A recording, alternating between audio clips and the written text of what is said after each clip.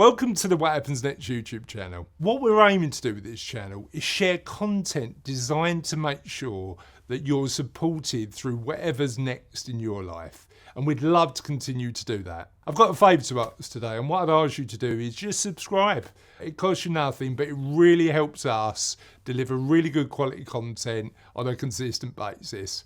Thank you, and let's go on to the interview. Welcome to What Happens Next, the show dedicated to exploring the nuanced challenges we all face, often in our 50s and 60s, when we're thinking about the next chapter of our lives. I started What Happens Next because I realised that when we were working with the clients, a lot of the challenges that they were facing, we weren't talking about. We were talking about the financial challenges and working out how much is enough and helping them navigate the complex maze to get there, but often not talking about where purpose comes from and how values fit into our later lives and well-being more generally. So what happens next is all about exploring a lot of those challenges and getting on experts to help us understand what we might want to think about in that next chapter. And I'm really pleased to have Beck Wilson on today. How are you, Beck? Thank you for having me. I'm very well. The end of my day in Australia and the beginning of yours. It's the start of ours. Yeah, I'm not in my pajamas. I did get ready for the interview, which is a good thing. But actually 7:30 a.m. is the cusp. Any earlier, I would have been in my gym jams. But I'm not. It's the perfect crossover with Australia. This is the time I do all my good meetings with the UK. so it sounds like you're having a busy time of it at the minute with the books and like launching in different countries. What's just so I can pick really good questions, what question have you been asked whilst promoting the book that surprised you the most? Well, the book I've released most recently is called Prime Time. So it's a concept that I haven't brought to the UK yet. And I think the UK people know a bit about epic retirements and how to have them and how to hunt them. And we're going to bring that book to the UK this year. But Prime Time has been an interesting journey because people have wanted a stage before the finish line. And I don't think we've given them the choice or the language to speak about a 10-year period before they retire in a way that's not just planning for the finish line, but is about living it at the same time as planning for the future. So the biggest part is, can I really do this? Do I have what it takes to have a good life now and have a retirement as well? And can I have all this flexibility? Does it really happen like this? And I think that's fair. We've got to ask ourselves whether we're the first generation to have a prime time to be able to be a bit more selfish in our 50s. And for most of us, it's because of these new retirement systems that have come into Australia and the UK to help us save earlier and to build up wealth a little earlier. And the UK is behind Australia on that path, but it's not far behind. Yeah, I think it's really interesting, isn't it? Because if you would have spoken to my parents or potentially your parents, that conversation about having more flexibility about time, and I'm 48, but having more flexibility about time in our 40s and 50s would have been a bit of an anomaly for them. It would have been, well, actually, no, I'm still at work until X age. Well, I think our generation are challenging that a bit more and saying, why? If we can have a bit more balance of both time and money, why are we not looking at that?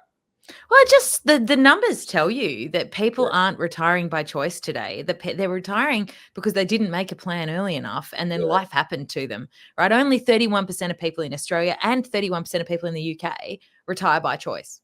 The rest, retirement happens to because you didn't plan it before it got you, right? And I would much rather people not go into retirement with busted egos because they got retrenched that they didn't see coming in a way that they didn't see coming and didn't adapt their career paths to be more suitable to their physical, cognitive, or health capabilities, or that they didn't make financial plans for. Therefore, they don't feel enabled in having a good retirement. So, we can do better. We can help people understand the journey, but not just about retirement. I can talk ad nauseum about the phase before, where I now think there's 3 phases before retirement, and then there's your epic retirement. And I think we can get everybody excited about that in midlife when they've got a little bit more money coming back out of the mortgage, the kids are flying off and you're spending less on them. And maybe, and you can find ways to allocate that cash. Not mine. Not, I'm spending less on school fees and activities, and the money's changed where it goes, right? I still buy the food and I still do all those things. Mine are 22 and down to 17. And, you know, there's a lot less going out in school fees and structured big chunks now. It's more incremental, and the kids are paying for all their own clothes and all things that I didn't sort of account for coming back to my own budget. Yeah. And rather than suddenly have that money just get frittered away, because it does if you don't stop and allocate it to something, you can actually use it to build up your pension pot. You can use it to pay down the mortgage. You can use it to get ahead, so that you get this phase after you do your setup phase in this stage of life that I call your lifestyling phase. I mean, I reckon it's only a phase that you get to have if you do a bit of the hard work earlier. Yeah, no, that makes sense. For those in our audience who don't know who you are, can you tell me a little bit about how you got to this position, how you started writing the books, and what brought you to become fascinated with this subject? Yeah. So it actually started like 16, 17 years ago. I was running a marketing business that was advising CEOs how to grow their businesses. And I kept saying to all these CEOs and strategy teams of consultancy firms, there's 2 big economic trends you need to work on. The baby boomers are going to change everything, and they're going to need more services and more this and more that. And oil and gas, it's going to change everything. And, you know, if you're in either industry, you need to start thinking about the strategic future in those sectors. And after sitting in the marketing, I started to look at my parents going, wow, you're 60. You use the internet, you participate online, but there's nothing for you. There's nobody talking to you. You want information. And this was 15 years ago when News Limited had Kim Kardashian on the front cover every single day of the week. You know, this was an era where they didn't think 50-year-olds were their target audience in newspapers at the time. And so I started a little blog, and it was a $40 template, and we gradually did it on the side of my other job or business, and it turned into Australia's largest media platform for over 60s, which was a journey in itself. It was like a BuzzFeed for over 60s, with a whole lot of community writers and then journalists. And then we built a travel company, like a mini saga for over 60s. We had group travel and all this stuff, right? 10 years of experience, maybe a bit longer, venture funding, all that pain. I ended up the boss of 35 people, a wonderful privilege, but an exhausting business model, which moved under us as I did it. And I decided after 10 or 12 years that I wasn't the right person to run that business anymore. It was time, after getting the business through COVID and out the other side, to take my next step. And my next step was into a transition. You know, transitions are tough, and you go, who am I when I'm not running a business? Oh, maybe I should find a project, which is what I recommend to anyone going through a transition, to help you bridge the transition. And I'd turned down a book deal several years before, and the board had thought it wasn't a very good idea. So I went back and approached the publisher and said, maybe I could do a book. Maybe I could write a book that is the essential information nobody tells anybody about this stage of life, the guidebook, if you say, to retirement. And think of it like what to expect when you're expecting for the next phase of life, not for having a baby where you only change one room in your car, but for retirement where every single thing in your life changes. So interesting. You know, that element of transition you made from building that business to then getting to a point where you went, this isn't what I want to do. Might not be for me anymore. No. Sounds like you went through, and I'm thinking about the transition a lot of my clients go through in their 50s and 60s, because I remember having a conversation with a client a couple of years ago now, and we built his financial plan. He knew he'd never run out of money again. He was absolutely fine financially. And every year he used to come to me back and say, I'm just not happy at work. And I say to him, Steve, I've said for a couple of years now, you're going to be okay money-wise. So help me understand what's stopping you moving on to that next stage of your life, whatever that looks like for you. And he looked at me and went, what am I if I'm not that?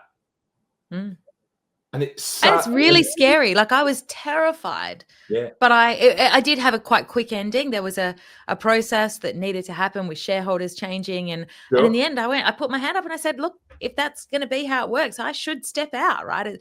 And that frightening process, right? Because I was the How did you manage that emotionally? How did you manage really that? hard, but I went to ground like most people would. And I went to ground, and I did get a psychologist who kept me straight and sane on what was up and where I needed to focus my energy, because otherwise you focus internally. And if you can focus externally on things that are important to you, on your values and your passions, the things we teach people as they approach retirement, this is where, you know, I knew a lot of the theory because I'd written for retirees for 15 years, right? And I'd been the expert in the country, the media company in the country doing it, but I'd got off the tools. I had been 5 years at the business end, not doing what I loved, grinding the wheel, juggling the staff, the budgets, nobody wants to do that in business. And I've declared I'm not going back there.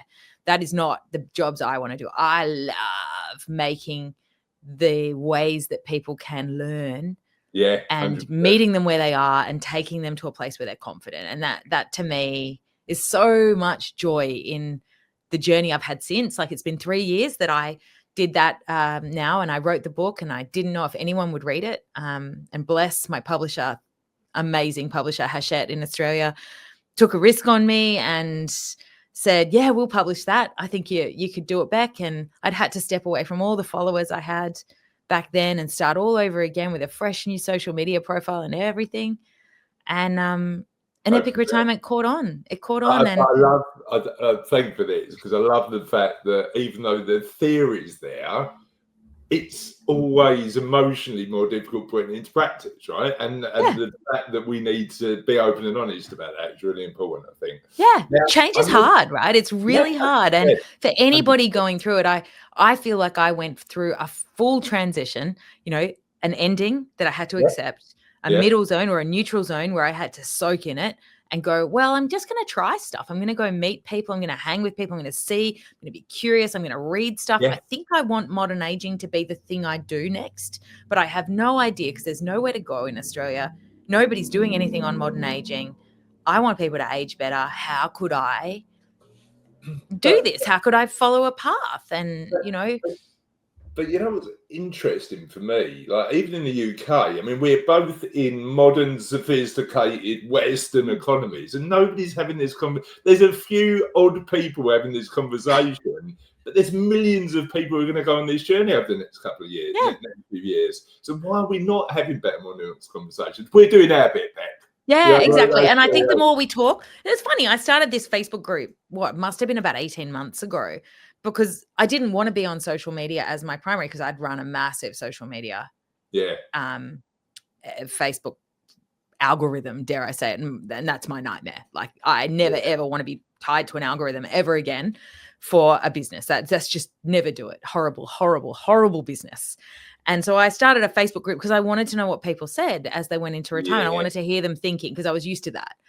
And it kind of took off and it went viral globally. And that's what's pulled me into the UK, is that so many of the people in the Epic Retirement Club, they've all joined it online. Right. And have you been in there? Have you seen it? Here's the weird thing. For my own personal mental health, I'm not, apart from LinkedIn, I'm not on any social media. I congratulate you for that. It's a bastard of a thing. But I have 600,000 people in that Facebook group now. Yeah, and it gets something like 50 million people involved in it in a month. And so they are seeing the posts and engaging with each other's retirements and talking and learning from each other, which I feel the nuanced conversation is happening now. And I love that. And actually, one of the advantages of social media is the power of community, the power of building community and helping each other in a positive environment. And again, we know that social media is not always that, but in a positive environment, like groups like yours. And I've heard amazing things about it. Just a very quick story. My team put our stuff out on social media. I just don't see it. And I managed to embarrass my 13-year-old the other day because apparently I'm on TikTok. I haven't got a clue about this. Apparently I'm on TikTok. And Sophie got one of her friends turning around and going, "That's not your dad, is it? What's he doing on TikTok?" Like, my kids have had to live with that shame for all their lives. Peak that embarrassment there. Peak that embarrassment. Now, you talk a lot about epic retirement. So help me understand, what, in your perspective, does an epic retirement look like? Look, an epic retirement has 6 pillars, and it goes far beyond the money, right? You've got to get the money right, but the money is just the enabler. I'll be honest. And so even if you're rich, you don't necessarily get an epic retirement. An epic retirement is in your attitude, it's in your spirit, and it's in how you approach retirement. And so I'll talk you through the 6 pillars. The first one is understanding your longevity or time, and how time is going to impact your life. How long are you going to live? What are you going to do? How's time going to factor in? Who are you going to do it with? All of the goal setting components actually come from understanding time, not money, right? People think they've got to plan their money. It's like, if you walk into a financial advisor's office, they say, "So what are your goals?" And people immediately go, "Well, I've got £323,000 in my pot and I want to know what I can do with it. I own my own home outright. What should my goals be?" And I just don't think that's where we start retirement planning. We start retirement planning back at, well, what do you want life to be like? What do you want to choose? And for a lot of people, that's a really esoteric question. I think the reason people are more comfortable with starting the conversation with the money is because it's tangible, isn't it? But absolutely, actually, how you want to spend your life in that next chapter, because what's the finite resource? The finite resource is time. Right? It's time, right? And actually having a better conversation about how we spend our time is, I think, the way to start. It's where I start everything. Every time I talk, I start with time. And I get everybody very excited about time because they go, "Wow, that's so much time. I better do some planning." Right. And that is, very much in our courses. We start with time. We've really turned epic retirement into a whole kind of way of thinking about retirement. So you start with time, and then you work on money and financial confidence, because it's not just about having money. It's about having the confidence of how your money is going to work in the systems that you're in, so that you can make choices. Because if you don't make active choices, life happens to you, but it doesn't happen to you in the way where you get to use that time in a really cool manner, right? And most of retirement is about making choices. And often, because we don't talk about the choices, I'm not really sure why, the people make a lot of mistakes because they just haven't had the information they needed when they were making the choices to make the right choice. So they either don't make choices, they're afraid, and then life happens to them. Yeah, sure. And what do you think the most common mistakes that happen are? Well, I mean, the biggest problem we've got in Australia, and it's different to the one in the UK where you've got not quite big enough pots yet, right? So the first mistake is not knowing how to use your system to get money in to the system earlier, right? So in your system, that's a big problem. And if we could just get people comfortable with choosing to prioritize their pension system earlier and knowing how it would benefit them, knowing how the tax deductions work effectively to deliver them a benefit, knowing how investment can grow their money, knowing how that will give them power and choice later, knowing when they can access it and what the power they have to not be afraid of using it. But then we start to have, you've got adequacy and investment. Then we've got the next conversation, which is getting people to feel okay to spending their money when all they've done, the other half of their life is save it or squirrel it or try to be careful with it, right? I was having this conversation with a guy that I think we both know, a guy called Dan Hylett in the UK. Oh, I love him. Brilliant, amazing.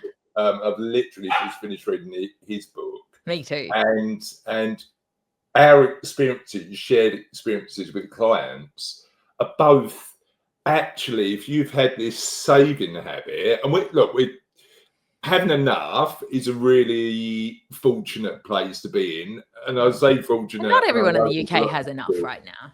Yeah, I think we probably, Dan and I probably work with the minority who do. But there is a lot more people who have. And my books are for the people who have all different levels. So I will talk to people who have are very little, who are trying to make it through by understanding the systems and juggling a small pot with a state pension and put the pieces together, and they often can't afford premium advice, right? So they have to learn as the only way through, or use their pension funds limited services as well. But also that element of people who have enough, but the stories they tell themselves about the money and the habits they've got into doesn't facilitate an epic retirement. No. Because they was like, I don't want to feel that I'm in a position where I'm not going to have enough. And that emotional challenge is an interesting one as well, isn't it? Yeah, and then you've got to teach them how to navigate that goal setting using money. It's okay, gradually release, trust the process. What are your annual processes for checking whether you're okay? And then build in kind of windows of goal setting. And I think it's quite exciting what we can teach people who do have enough. But I also think it's exciting to teach people who have only just an amount to get them a comfortable life about how they can use what they've got well. 100%. Because life doesn't have to be small just because you have a small pot, right? It can be, it's all about how proactive you are. Yeah. 100%. Right? There is so many holidays and trips and things we can do that don't cost a lot. There's so many ways of participating and being proactive and taking advantage of the things around you that maybe we forget to do in midlife. We get a little closed and incurious, and unless we go through the shock of a transition, we sometimes don't come out the other side. I think mindset matters more than we think. That you've mentioned it a couple of times, but that element of curiosity. That's one of my favorite words. Yeah, well, this is the thing, right? It's such an interesting one because I look at my kids as inspiration of them, because I think about how they still, and not so much now they're a bit older, but how they play. And I actually think revisiting that concept of play as we get into our midlife is a really interesting one. Because that just what can life give us now? Not ignoring the money, being strategic and logical and making sure we do that, but also being curious about what life can give us in these next chapters. Really, really exciting. So you talked about a couple of pillars. I talked about time, talked about money. Then we have which one comes next? So it's either health or work. So let's talk about health. So we talk about our health because you actually can't have an epic retirement without your health, right? Yeah. And we often prioritize all the other things, and then we go, "I'll look after my health when I retire." It's like, oh, come on. And there's some really cool stuff on health. It's not just the boring stuff on health. For me, the science of modern aging is telling us how we can slow down aging in our bodies and look after and reverse some of the things that happen that are more likely to be precursors to chronic disease. So teaching people about this science, so it's not all unachievable, don't want to make the effort kind of stuff. In fact, it's stuff you can do. It's stuff you can do in every day. It's stuff that's going to make a massive difference to your 70 or 80-year-old body. Get in there and make that your priority as well 100%. As your money and your other things. So health is very important to me. There's a couple of different pieces to health in the book and in everything I teach. And I try to sit on the very cutting edge, finding the latest. I follow all the latest Lancet and the latest scientific studies on everything in modern aging so that I can speak about it with a level of wisdom that people can trust and that isn't just me making it up. Then there's purpose and happiness. And increasingly in my next book, I bring in the concept of work, purpose and happiness, because I don't think we stop working at retirement anymore. I think the idea that retirement and work are mutually exclusive is actually something that gets debated in my Facebook group all the time. And I want to throttle the people who've given up on the idea of working, even if it's unpaid. Like, work plays a really powerful and valuable role in people's lives, and it's a choice. There's no wrong way to do retirement. There's only your way. I was talking about this the other day. That idea, that concept of learn, earn, stop, isn't healthy for us. No. It isn't healthy for the people around us. And just think about, Beck, the amount of experience, wisdom, expertise that leaves because people are still following that model. What are your thoughts about that traditional industrial? I think it's completely wrong. And prime time is very much about how, and I had the Australian age discrimination commissioner on my show just the other day to talk about it, because I really believe we're still stuck in an old world in ageism. And we have to break a few things while we're 48 and 50 and things like that. While we're in jobs where we have the power to break a few things in society, I think we need our prime timers to break a few things. And come in and say, well, you know what, we're not going to tolerate ageism anymore. We're going to work out how to mix teams. We're going to bring people along who would like part-time jobs. We're going to help the discussion of retirement open up in the workplace, because people don't talk about retiring in their workplace until they do it. And if that's because they're afraid of getting put on the shelf or getting put out to pasture or getting not put on the coolest projects. And, you know, frankly, we deserve to have mature, experienced people on the best projects, and they can be working 2 days a week, and they can have declared that in 3 years they might like to retire. I think it's really interesting though, because I think when I look at 48, and again, I think when you run your own thing, it's slightly different, because you've got a bit of a freedom. You have confidence to make your own choices, right? True. And I do 4 days a week. Fridays I play paddle tennis badly, but I've promised myself I'm going to take up pickleball this year. And I'm going to I'm now almost out of year with all the travel I've got to do. So I'm going to do one lesson before the end of the year if it kills me. Brilliant. What a goal. I love it. I haven't tried pickleball yet. I'm a bit obsessed with paddle tennis at the minute, and I love it. There you go. I play paddle tennis and I have a couple of games. Is paddle tennis table tennis? No, it's a mixture between tennis and squash. So it's got a glass that sounds good. No, it's really good. Look it up. It's incredible. Okay, I've not come across it. That's cool. Really, really big in Spain. I'm going to send you a YouTube video. All right. Really big in Spain and Portugal. Really popular at the minute in the UK. Wow. When you're over next year, I'll take you. All right. I'll practice pickleballing and then we can go. So you can take me to pickleball. I'll take you to paddle tennis. Nice.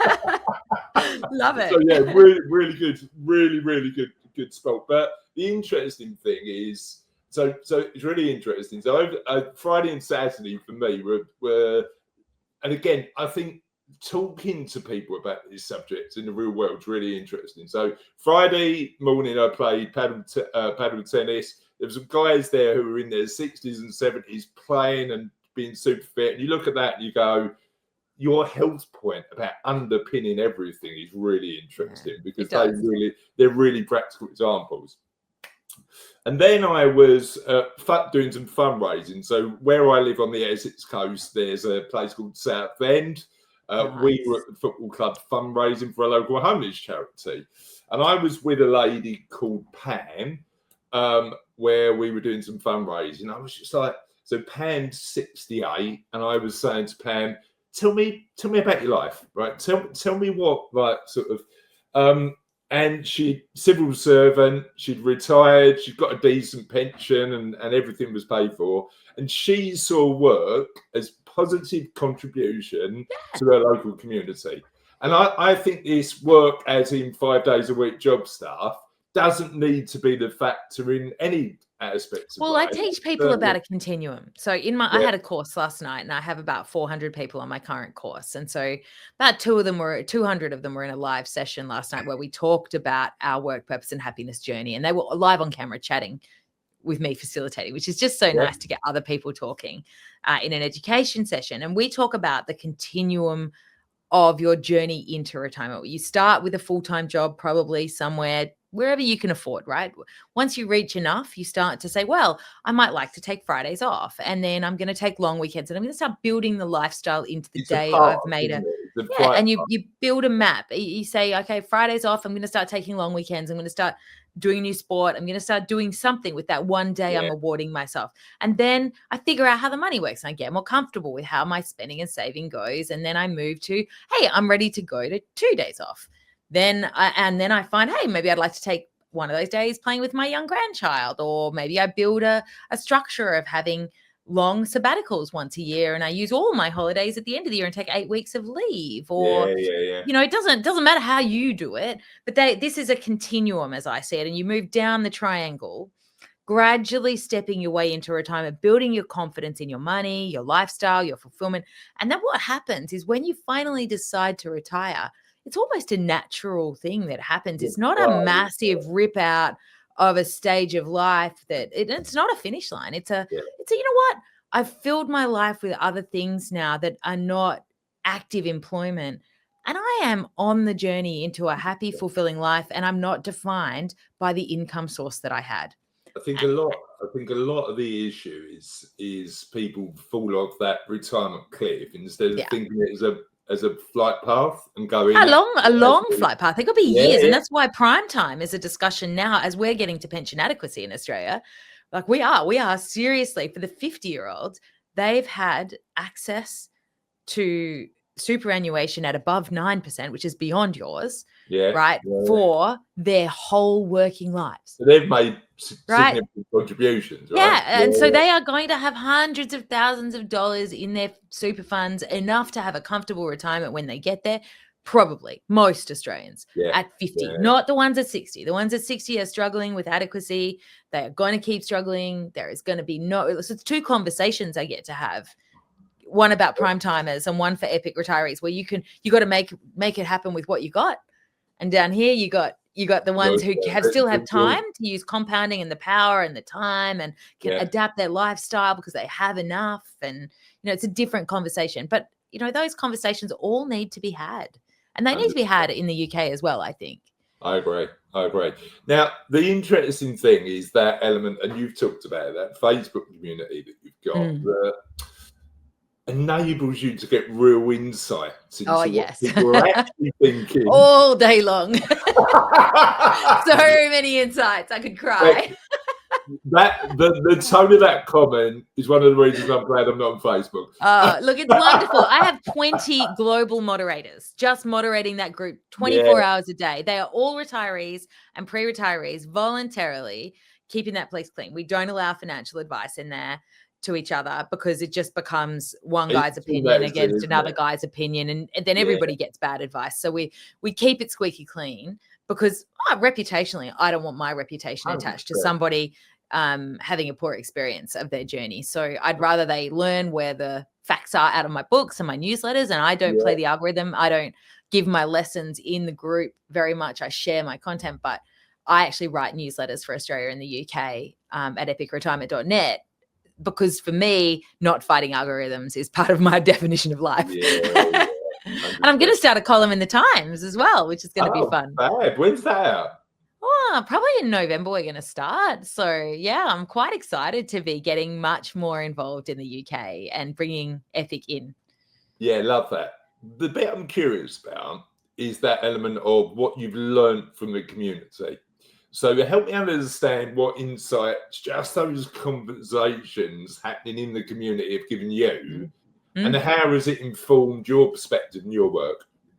Look, a lot of it I've already known. I've known about the pain of transition. I know I wrote about them all in Epic Retirement before I delivered the book, so that before I got the group. So I guess the journey has been constantly helping new waves of people validate that they're normal. That's actually the biggest part of this. Most people think they're going through it the wrong way, that they're feeling something that other people aren't feeling, because people suffer retirement behind closed doors. They suffer the ego hits of getting made redundant, and they retract into their own private space and have to work out who they are before they can come back out in the world.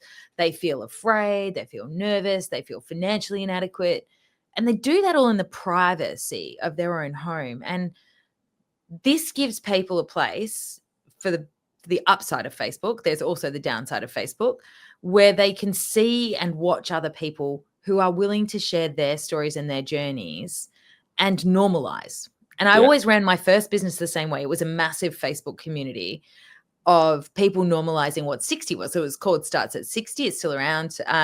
But that platform was about, back then when I started it, by the end it moved more in a direction I didn't love, but it was about normalization and blogging and things like that of that phase of life, from people that age telling their stories. And so that kind of journey of how we normalize retirement for people when it isn't what it used to be, right? That's actually the biggest part.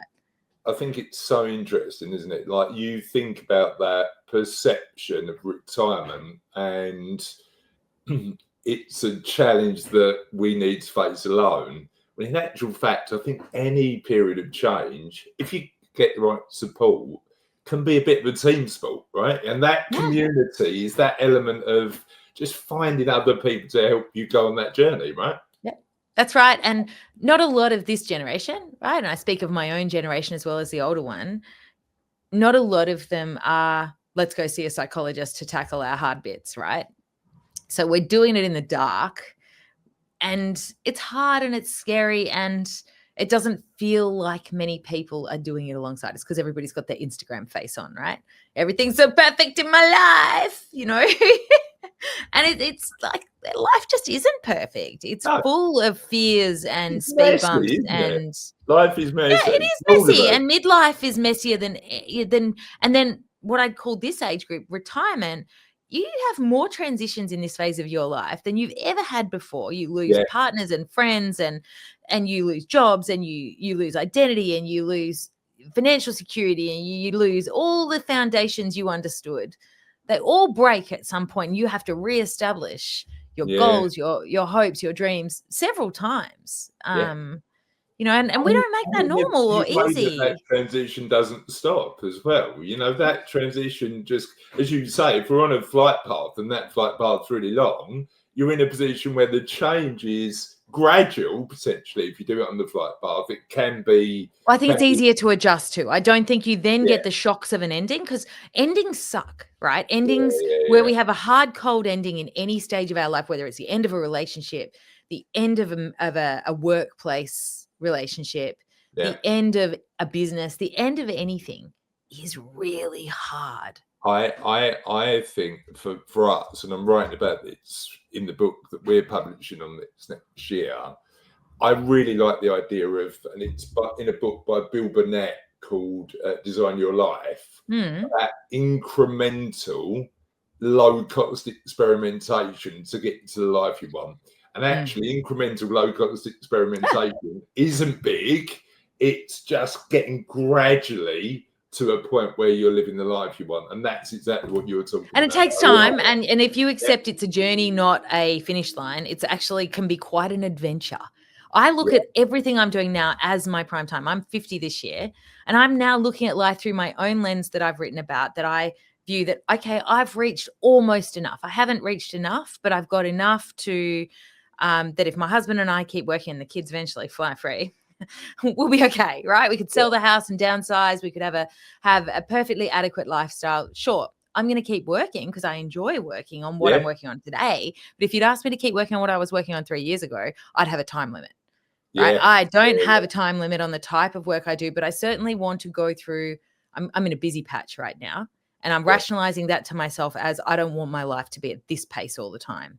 I am now in a surge, and I'm going to push myself back from surging by the end of the year, right? And I will be in a patch where I enjoy the pace and the lifestyle of it. And then I'm actually going to enjoy the adventure. I'm writing this book for the UK because, do you know what? I want to be on an adventure. I don't want to rise up hierarchically in a job where I get a pay rise and a this and a that. I just want to see what happens if. I mean, it's really interesting because I think it's a stage in life that we all go through. And I had this interesting conversation with my coach the other day, where we've experienced a lot of growth in the business, and I was tying my expectations about the future to that number, and actually that number becomes increasingly irrelevant. And then you turn around and go, and she went, "Well, just play." Just be more playful with it. Just enjoy the next phase. Well, I'm trying to be playful, right? And every now and then you catch yourself getting serious, and you go, serious isn't that much fun. And in fact, serious requires you to get up every morning the same way and have the same routines. And I quite like routine, but I like success, but more I like to be curious. And I'm really enjoying the curiosity of taking the time, having the time to do, things that don't make money, things that are because I have things that are purposeful, and I have things that make me money. And I know the things that make me money, and they're okay. That's how I keep the food on the table. But if I can do them in a certain container and then have the other things I'll do no matter what, because I just bloody love them. Like I write a column for the Australian newspapers around the country that pays freelance rates. It's not something you would spare a day or half a day for, but I love doing that. Yeah. Right. That to me is a passion about stirring up people's education through a channel they're already reading in, 1 day a week. Love it. And actually finding work you love is key, isn't it? And you get a little bit of pay for it. Well, that's a bonus, right? Yeah. Once you get to enough. It's tough for people to say that before they get to enough. And I do think we have to be very aware in the UK right now. There's an awful lot of people that are not at Who enough. aren't there? 100%. And it's definitely a conversation. I should tell you about the other pillars, though, shouldn't I? Please So do. we didn't dive deep into work, purpose, and happiness. Purpose and happiness are really scientific, because I reckon this generation struggles with the woo-woo, the hippy-dippy stuff. I think they don't really want to do wellness, right? Yeah. Maybe I'm generalizing too much, but when I come in to talk about how to be happy and how to be purposeful, I want the science. I want you to tell me the formula. I want to understand the mechanics. I want to understand what I can do.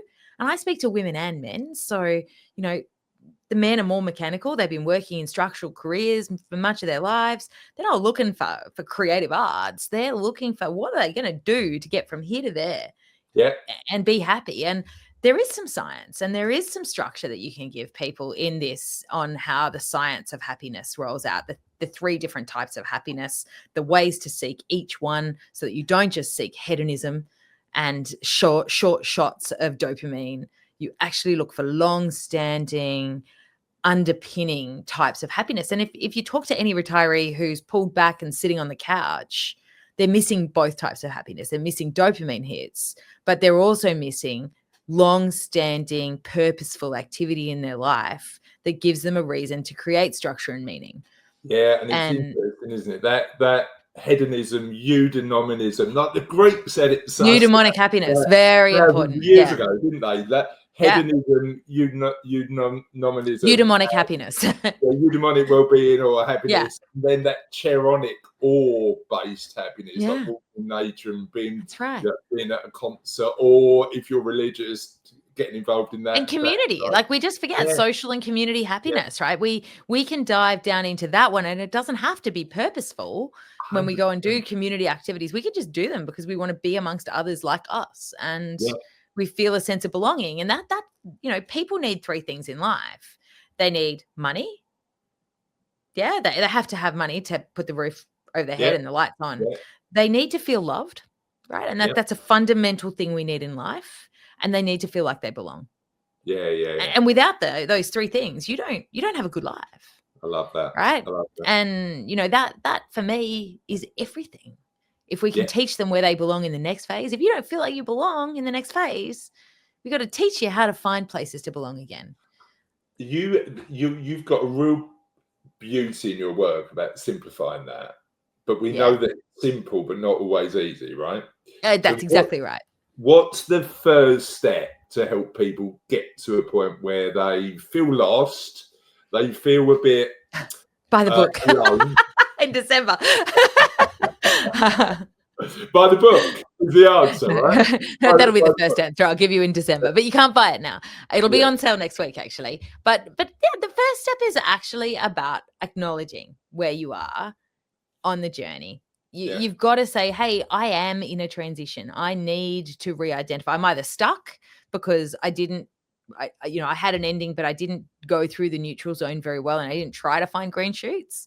So I'm stuck in the neutral zone, feeling a bit lost and a bit empty and a bit sad and feeling like I'm struggling, but I don't want to tell anyone and I'm hiding it. And, that's pretty normal. And so if I say, well, the first thing you got to do is acknowledge that to yourself. Nobody else. You don't have to tell anyone. And then you have to start experimenting. You don't have to have the answer. You just have to go on a curiosity festival 100%. And just start, right? And some of it might be, what do you like? Do you even know? Because a lot of people at 48, 50, 55 or 60 have been doing things for everyone else in their family for so bloody long that they have, and their workplace and all their other obligations, that they have lost their identity completely. I mean, some of the conversations I've had with people where they've said, I've been climbing this ladder, I'm on top of the building, and I've realised I'm on the wrong building. Well, I have a whole new, and I have an analogy on that in prime time. And the analogy is that we go up the ladder for the first half of our life. And then we realize that we're actually on a pole and it's really slippery. Yeah. But you have a choice at that point, when you're at that point of the ladder, that you can move onto a lattice. You can decide where you want to go, whether it's sideways, whether it's down, whether it's get off completely.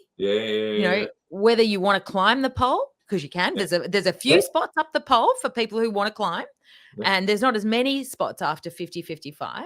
So the pole thins out, your ladder turns into a pole, it gets harder to get up. But I think if we get calmer about taking the lattice and finding what interests us, whether that's work, whether that's purposeful activity, that for me is where I teach people in their 50s to go instead of up the ladder anymore, if they're not set for up the ladder. I don't think I want to go up the ladder. Their lives, right? And you've just got to give yourself permission, because otherwise what happens in this phase is you feel embarrassed or ashamed that you don't want to go up the ladder anymore, because that's how people used to judge people. Yeah. Right. We used to judge each other by did you get up the next rung on the ladder? Oh, well done, Chris. What does it mean, though? Amazing. But is that how we should judge happiness and success in this phase of life, if life is 95 years long? But you've covered it already. Actually the key to happiness is enough money. Yeah. But friendship and community and feeling loved and part of the tribe.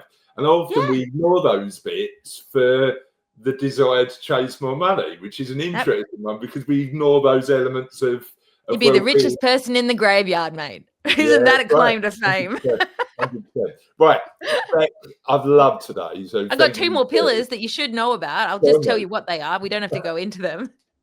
Because I ran a travel business for over 60s, Australians are phenomenal travelers, right? We live to travel in our retirement years. So, for me, teaching people how to get amazing deals on travel and how the secrets of the travel industry work, and how to organize your travel so that you get travel while you're healthy and you don't get stuck in the insurance challenge of later life, and just giving everybody some structure of the most popular trips that people take, and teaching them a bit of voyeurism around travel.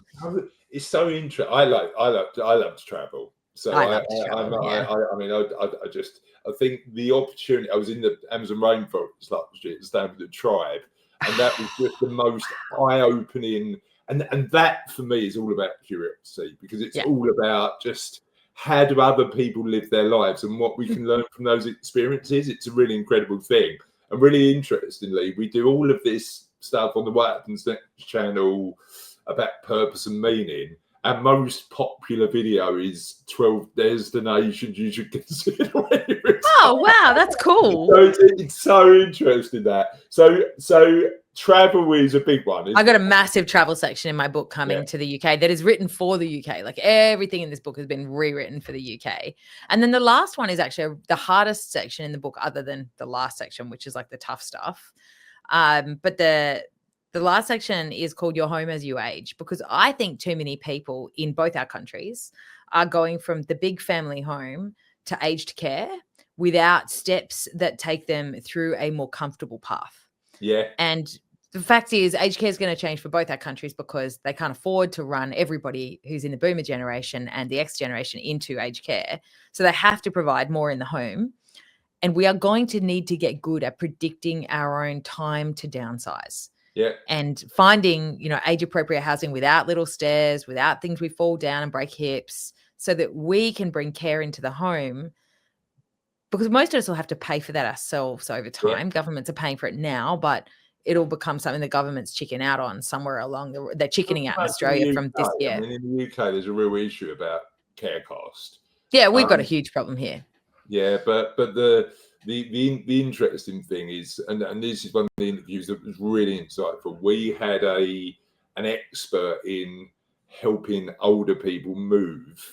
That we interviewed for What Happens Next. And that was really insightful, because it's actually the challenges that people face.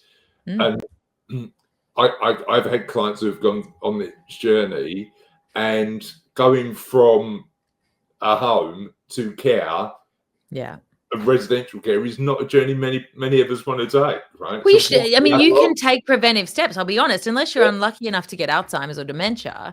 There's actually some, and there's actually some wonderful steps you can take. If you're in a single floor house where your bathroom is easy to manage and you don't have to step into a tub, which how many UK houses do you have to step into a tub? Hello.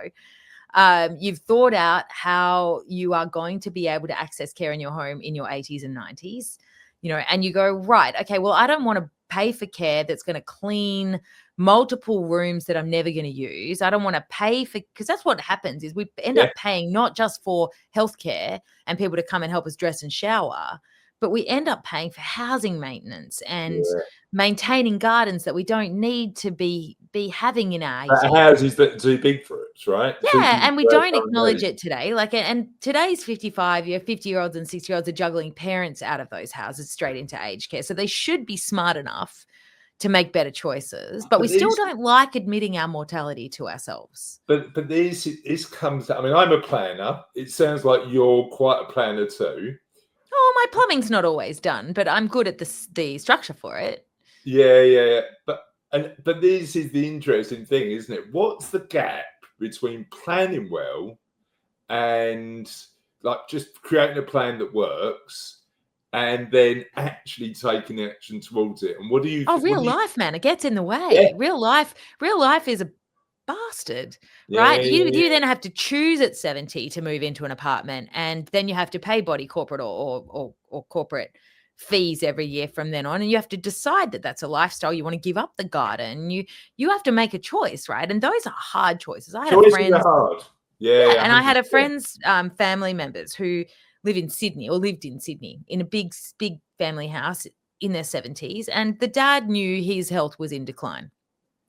The daughter, the oldest daughter, which is often where they anchor themselves in their old age, lived in the Gold Coast. So, and that she had grandchildren of theirs and everything. So they decided, or he decided actually, that they should move to the Gold Coast while both of them were alive. Yeah. While they could both sort out the big house together, they could make this wonderful move of refreshing their furniture and getting rid of all the stuff that didn't matter. And then they could, if his health went downhill in the next 5 years, which he suspected it would do, she would be based in a new community with people around her by then, with the daughter nearby, with the grandkids nearby to occupy, with a sense of family that wasn't in Sydney, because all the children lived in Melbourne and Queensland, states of Australia, a long way away, a bit like, the whole distance of the UK. Yeah. And so they did it. And the reality is that now they've got rid of all the crap. The house is gone. The big house is gone and nobody's missing it. They're living in the Gold Coast, having a beautiful time in the sunshine, a simpler life with a caravan that they take off in. He's still going, but he will feel comfortable that she's in a place, because women live longer. That's the other conversation we don't have with ourselves. And we don't prepare ourselves as women for living alone, needing more care later in life, in the right types of housing, with financial literacy. Man, we could teach all women that, and men who have women. We'd all be better off. But you're right. It's having the agency to take action and just making choices, isn't it? Retirement is all about agency. And if I can give people the agency to make good choices, get good advice, come and get advice when they're ready, but come into advice knowing why you're getting advice so that you get the right advisor.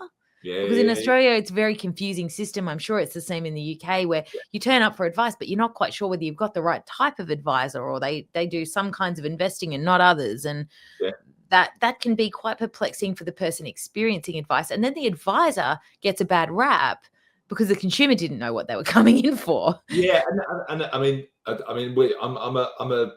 advocate for the right people getting the right advice. It's not always appropriate to get advice from somebody like me. I think so. I think it's important. But again, I think the key factor is choice. But I also think the key factor is finding somebody who appreciates the money as a tool to enable you to live your life. So fundamental. Not in the accumulation of the pot forever is the goal. The goal is actually to spend it on the life you want, and having nuance. And that's a whole generational shift we've got to make about money, because our parents tried their hardest to squirrel away whatever they had without pension schemes. They had, and in the UK, they had DB, right? You guys had beautiful retirement systems that helped everybody. come through this journey differently. Right. And now you've got to adjust to DC. That's a big, holy cow. Yeah. Complete financial independence. Let's throw you in the fire. It's been a generation change in Australia, right? You know, but we've done it over a longer period. We're 33 years into this system, right? And it started at very low percentages and it crept up. So we never felt like we were taxed by our system. It's at 12% now that we contribute out of our wages, but nobody is angry about it like they are in the UK. Thing is, they did it incrementally, right? You know, they made incremental. You don't have the time now. You don't have the time. No, that's it. One last thing. I'm going to give you a magic wand, and there's one thing that you can change about how we perceive both prime time and retirement. What would you change? I would change our level of agency. I would change our level of curiosity and interest in how we can have a good life, because I think most people leave it too late and then they have to work with what they have. But if they got in and did a setup phase earlier, they could have a magical prime time and an epic retirement. And that I can get to every 50-year-old with, but I'm quite happy if we can just give people epic retirements in the UK now. And just imagine what you do if you take control of the situation you're in today. Take absolute control. It's not your advisor's fault or problem. It's not your pension fund's fault or problem. It's up to you to make the choice. Up to you. If I have this quote I stick on my wall, and I stuck it on my wall when I left my old business. I have two quotes, actually. I'll tell you both of them. One is, if it's to be, it's up to me. Yeah. And the other one has been on my wall for 15 years, and I move it with me if I move offices. And it says, some people want it to happen, some people wish it would happen, and others make it happen. Love it. And that is the perfect end for the interview.